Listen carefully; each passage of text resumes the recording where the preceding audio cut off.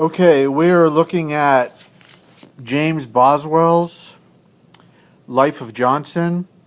I've discussed Rasselas, written by Samuel Johnson. Yeah, that's American Dad. Entertain yourself. I've discussed Rasselas by Samuel Johnson. Now we're going to look at the prominent biography written about Samuel Johnson by James Boswell. Okay, suggesting that the life of merriment and study and frivolity and inquisitiveness and lack of electricity in England in the late 1700s.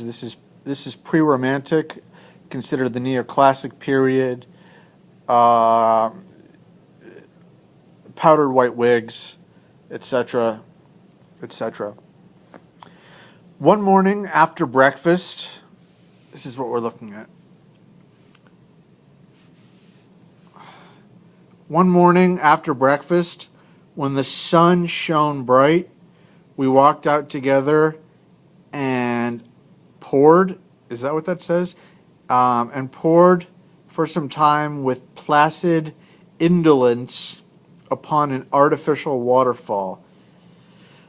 So they're obviously fascinated by little construction projects and things of this time. Little artificial waterfalls remind me of something that Da Vinci would have done, and I'm quite sure that Samuel Johnson would have enjoyed the company of Da Vinci.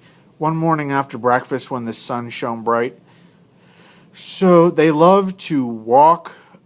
They love to eat and then walk. Eat and walk. Okay, that's what they do. It's what a gentleman does. He eats or breakfasts or sups or lunches, and then he walks. Pursues the triumph and partakes the gale. Nice and windy for you. Okay. Which Dr. Taylor had made by building a strong dike of stone across the river behind his garden. He's a handyman. He's good at constructing, whoever this individual is, which not surprisingly is a doctor, Dr. Taylor. They seem to only hang out with men of prominence, as Johnson and his company do.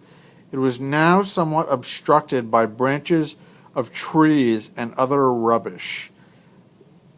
Boswell feels it's very important to tell us this little minute fact.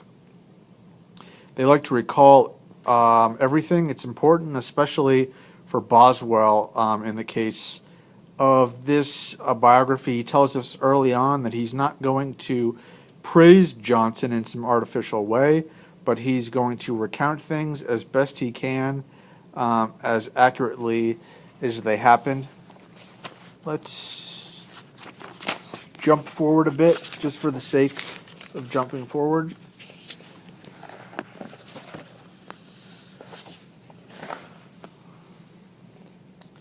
Hospitality to strangers and foreigners in our country is now almost at an end. That's sad. I don't know why they would say that. I don't know what that's based on.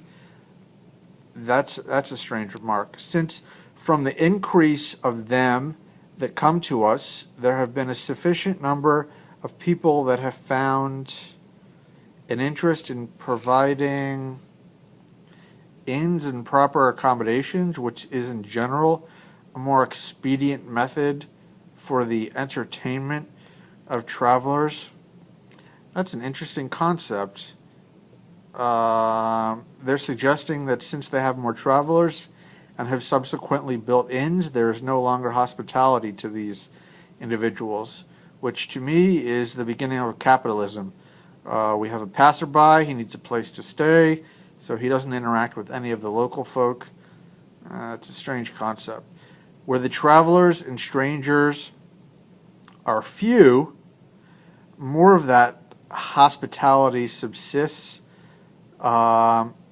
as it has not been worthwhile to provide places of accommodation. In Ireland, there is still hospitality to strangers in some degrees. In Hungary and Poland and probably more. I don't know what Boswell thinks he knows about Hungary and Poland. I, I don't know if he's ever been out of England, if he's ever been that far east. But it's interesting to take note here that we get these phrases of social commentary, and wherever that happens, we have to pay attention to that, not only to make comparisons of social commentary presently, but to really get an understanding of how they view social strata, and something such as hospitality in this text. It really gives us a good understanding. Coleman, in a note on his translation of Terence, talking of Shakespeare's learning, asks, "What says Farmer to this? What says Johnson?" Upon this he observed, "Sir, let Farmer answer for himself. I never engaged in this controversy. I always said Shakespeare had Latin enough to grammaticize his English." Okay, so this literary criticism, they love to talk about Shakespeare.